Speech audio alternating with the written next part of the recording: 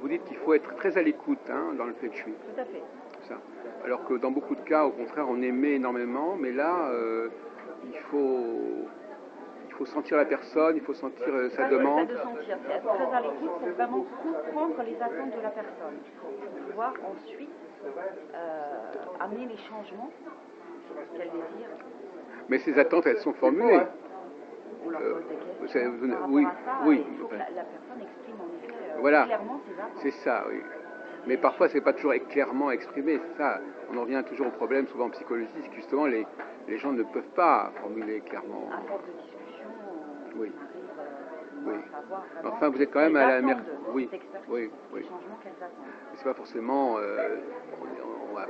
Ça va pas trop loin. C'est pas comme en psychanalyse. On va pas fouiller pour savoir si c'est ce que vraiment la personne veut, ceci ou cela. Ça reste quand même de l'ordre de la formulation.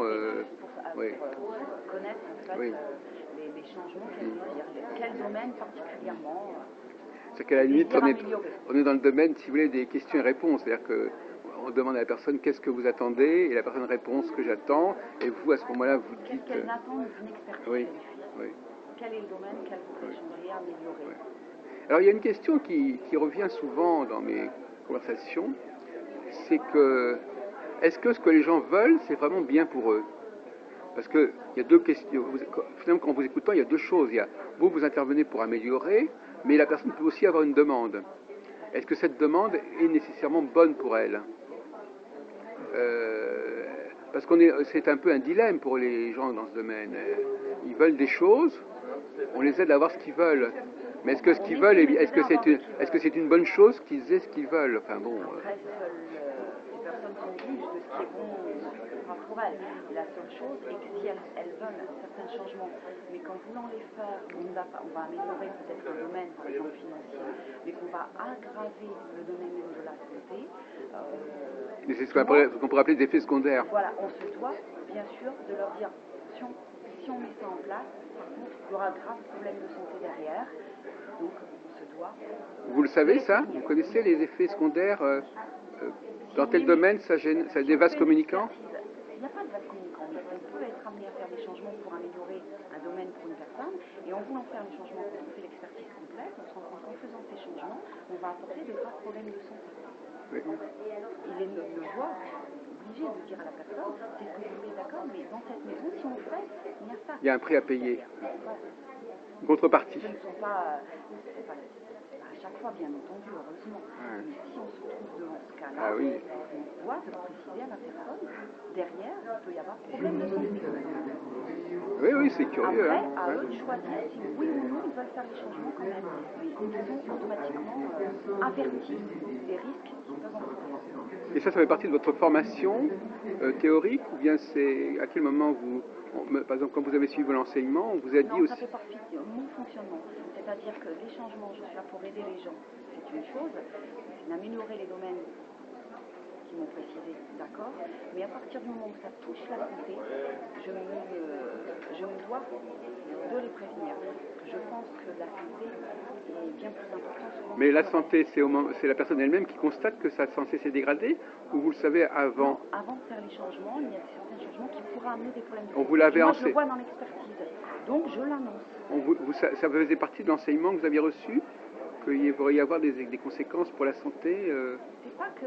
Je ne sais pas à quel niveau vous en apercevez. Oui. Je vous dis que quand on fait un changement, on leur propose un changement, mais s'il y a un risque par rapport à ça... Oui, je comprends, mais le risque, comment vous le savez qu'il y a ce risque? En faisant l'expertise. Et en faisant l'expertise, comment vous apercevez qu'il y a ce risque? J'ai du mal à comprendre exactement. En faisant les changements, en faisant mes calculs qui font que je sais que ça peut amener ça ou ça. Oui, alors ça devient très puissant, là, effectivement. Oui, en vous écoutant, on a vraiment l'impression que vous parlez d'un quelque chose de très, très scientifique, de très technique. C'est très technique, c'est très scientifique, contrairement à ce qu'on voit, et c'est en effet très puissant. Et les résultats peuvent être parfois extraordinaires, en effet. Quand tout est réuni, on peut avoir des résultats... C'est ça, donc finalement c'est quelque chose qui satisfait une certaine volonté de pouvoir améliorer le monde, changer le monde. Changer le monde, j'aurais pas cette prétention. Changer en tout cas, les personnes qui sont intéressées et qui ont envie, les aider à améliorer leur quotidien et à changer certaines choses en particulier. Mais est-ce qu'il y a des conseils d'ordre général que les gens peuvent appliquer sans passer par un expert? Général, moi, parce que chaque étude est faite par rapport aussi à l'emplacement dans lequel vous vivez et surtout à votre date de naissance. C'est justement ce qu'on reproche au feng shui occidental, c'est cette généralité de dire, je vous donne un exemple, le secteur sud de votre maison, il faut mettre du rouge, c'est l'élément feu, c'est la réputation. Mais le secteur sud, pour moi, qui suis du groupe de l'Ouest, c'est un très mauvais secteur. Je ne vais surtout pas vous passer le temps. Donc ça dépend vraiment de votre date de naissance. Chaque cas est particulier. C'est pour ça qu'une étude doit être faite chaque fois différemment. Oui. Et qu'il n'y a pas de généralité. On ne peut pas appliquer de généralité, c'est pas vrai. Les gens qui vous disent qu'il y a des généralités, les gens qui vous disent qu'ils peuvent faire une expertise à distance avec un plan envoyé par mail, par courrier, les gens, c'est pas possible. On ne peut pas faire d'expertise si on n'est pas sur le lieu. Et les gens qui font une expertise sans le PAN ne peuvent pas faire une expertise. Donc finalement, pour accéder au feng shui et pour en profiter, il faut quand même avoir un certain budget. Tout dépend, le budget n'est pas toujours important, tout dépend Non. de la taille de l'habitation, de l'endroit, de la difficulté, de la complexité, on va dire, d'expertise, du nombre de personnes qui vivent dans l'application, d'une entreprise, du nombre de personnes qui travaillent dans cette entreprise. Il n'y a pas de technique, c'est vraiment au cas par cas en fonction de tous ces critères. Non, mais je souris parce qu'effectivement, moi justement j'ai pensé récemment, il n'y aurait pas d'économie, il n'y aurait pas de travail s'il y avait des solutions valables pour tout le monde. Une grande partie du travail des gens, facile, en effet, oui, le vrai travail des gens, c'est de dire je vais faire, c'est un objet pour vous, c'est une voiture individuelle. Enfin, et tout le problème de tout ce qui est individuel, ça coûte de toute façon. Hein, ça coûte, mais ça coûte pas. Ce n'est pas obligatoirement très cher. Il n'y a pas que ça qui rentre en compte, ce que je vous disais, le nombre de personnes, la taille de l'habitation. Donc tout le monde, toutes les personnes peuvent vous s'adresser à vous, quel que soit leur budget. Bien sûr, ah oui, tout à fait. On n'a pas besoin d'être un riche ou d'avoir des moyens financiers confortables pour pouvoir faire appel à un expert feng shui et faire analyser son lieu de vie. Bien au contraire, personnellement, je suis aussi là pour aider les gens à améliorer certaines choses. Le temps de l'expertise n'est pas une priorité. D'accord. Mais de toute façon, effectivement, il n'y a pas les outils de travail du feng shui, c'est surtout des outils. C'est la personne qui se donne, mais vous n'avez pas un matériel très très compliqué. Compliqué, on peut dire que c'est, mais l'outil indispensable est le Lopan. Sans Lopan, on ne peut pas faire d'expertise. Quelqu'un qui se déplace chez vous faire une expertise sans Lopan, il va faire l'expertise, il peut commencer, mais elle ne sera pas approfondie. Il va manquer énormément d'éléments. Elle ne sera pas complète. Alors j'en avais parlé l'autre jour, mais il m'avait jamais expliqué exactement. On a l'impression que c'est un objet très mystérieux, l'Opan. Hein. C'est très très complexe. On ne sait pas très bien. Il est issu d'une tradition assez longue, c'est ça? Tout à fait. Il contient beaucoup d'informations. Énormément d'informations. Je suppose que d'ailleurs d'une certaine manière, excusez-moi de vous dire, mais je pense que c'est pas facile d'en connaître tous les tenants et les aboutissants de cet Opan. On continue, on apprend. On applique, mais je veux dire, on ne sait pas exactement comment. Voilà. On apprend toujours. Et c'est vrai que quand on fait une mesure, cela nous donne énormément d'informations. Oui, mais c'est quand même un petit peu mystérieux comme objet. Non, c'est pas mystérieux, parce qu'après, si vous avez appris à vous en servir, oui, il n'y a plus de mystère. Il y a mystérieux que quand on ne connaît pas en fait l'appareil, on a l'impression que c'est quelque chose de mystérieux. Non, mais vous savez, une télévision peut être très mystérieuse, même si c'est facile à utiliser. Je ne conteste pas que ça soit facile à utiliser, mais ça ne reste pas moins un objet mystérieux dans son élaboration, comment il a été constitué. Il est d'autant plus mystérieux qu'il faut... De longues études, des milliers d'années. Voilà, c'est ça. Ben oui, c'est ce que je vous dis. C'est pour en donner un résultat. Voilà, mais c'est là que le côté irrationnel apparaît néanmoins par rapport aux sciences classiques, c'est que on ne sait pas exactement. Ça a été sont des observations, des constatations, ce qui ne suffit pas pour définir une science, si vous voulez. C'est une science traditionnelle malgré tout. Hein. D'accord, mais des observations qui datent quand même de plusieurs milliers d'années. Oui, mais si ça vous convainc, vous savez, il y a aussi des erreurs qui sont, il y a aussi des erreurs qui ont été vérifiées maintes et maintes fois. permet ensuite d'aboutir. Oui, oui, je sais.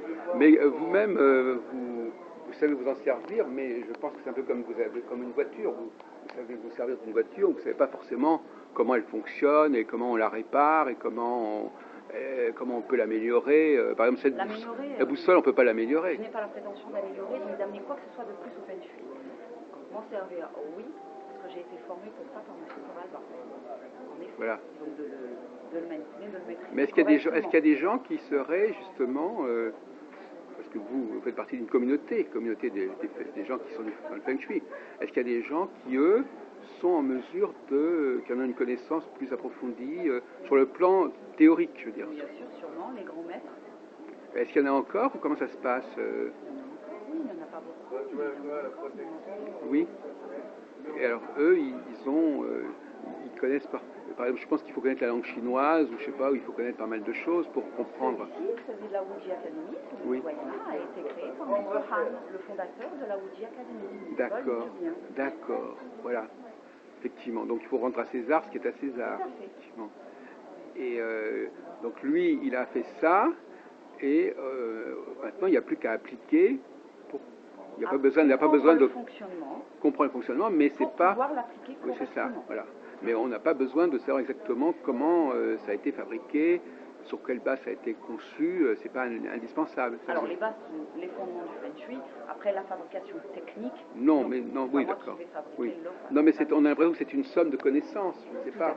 Je ne connais pas très bien, mais enfin, qu'est-ce qu'il y a, c'est une accumulation de savoir. À votre avis, depuis quand elle existe cette boussole sous cette forme-là? Alors, elle existe, les boussoles existent depuis des milliers d'années et les formes diffèrent. Vous en avez une là avec des cercles différents. Ah bon, d'accord, oui. Chaque maître crée son lopin. Voilà, exactement. Avec ce qui... Oui.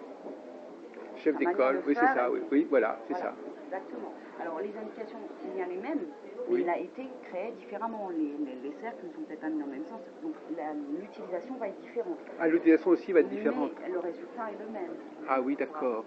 Nous donner certains renseignements quand on mesure les flux, les montagnes, les bâtiments, l'eau. Alors, dernière question, alors, il faut à peu près combien de temps pour devenir... parce qu'il y a une différence entre pratiquer le feng shui et être formateur. Être formateur, c'est encore plus compliqué que d'être simplement praticien. C'est pas la même chose. Il y a peut-être des gens qui sont plus doués pour être formateurs que pour être experts. Sûrement. Après, le temps, tout dépend de la personne. Je dirais que vous pouvez passer tous les niveaux et être formateur très rapidement. Pour moi, c'est pas ça l'important. Pour moi, un bon formateur, c'est quelqu'un qui a énormément d'expérience. Ah oui. Qu'il ait mis un an à passer tous les modules, qu'il ait mis 10 ans, peu importe. C'est surtout le nombre l'expérience qu'il a. Pour moi, un bon formateur, c'est juste surtout à son expérience. Il peut être formateur et pas avoir beaucoup d'expérience, donc je trouve que le contenu de la formation ne sera pas complet. Ah d'accord. Donc il faut déjà être passé par le terrain. Je pense, et c'est pour ça que j'ai choisi Victor Alba comme formateur, parce que c'est quelqu'un qui a énormément d'expérience. Oui, oui, oui, c'est ça. Eh bien, merci beaucoup, alors, Madame Dacosta.